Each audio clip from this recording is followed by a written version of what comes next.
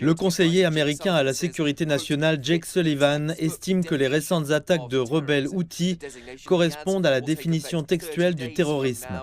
La désignation, a-t-il ajouté, prendra effet dans 30 jours pour s'assurer que des exclusions humanitaires solides sont en place afin que notre action cible les Houthis et non le peuple du Yémen. Les Houthis ont été globalement qualifiés de terroristes étrangers par l'administration de Donald Trump, mais l'actuel secrétaire d'État Anthony Blinken est revenu sur cette décision en 2021 afin de faciliter l'importation de denrées alimentaires et d'aide humanitaire au Yémen, un pays plongé depuis des années dans une guerre civile.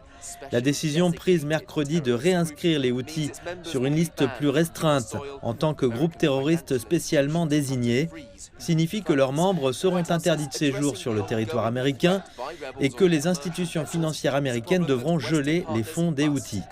Selon la Maison-Blanche, la menace permanente que les rebelles font peser sur les navires commerciaux est un problème auquel les partenaires occidentaux doivent faire face ensemble.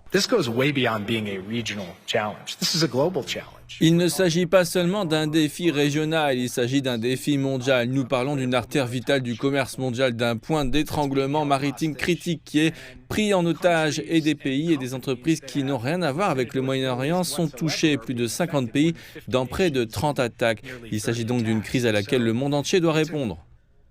Monsieur Sullivan insiste sur le fait que les États-Unis n'hésiteront pas à prendre d'autres mesures pour protéger leur population et la libre circulation du commerce international. Si les Houthis, cependant, cessent leurs attaques en mer Rouge, les États-Unis réévalueront cette désignation, a déclaré M. Blinken. Mais les Houthis jurent de ne pas reculer, s'engageant à riposter en brûlant les cuirassés de l'Amérique.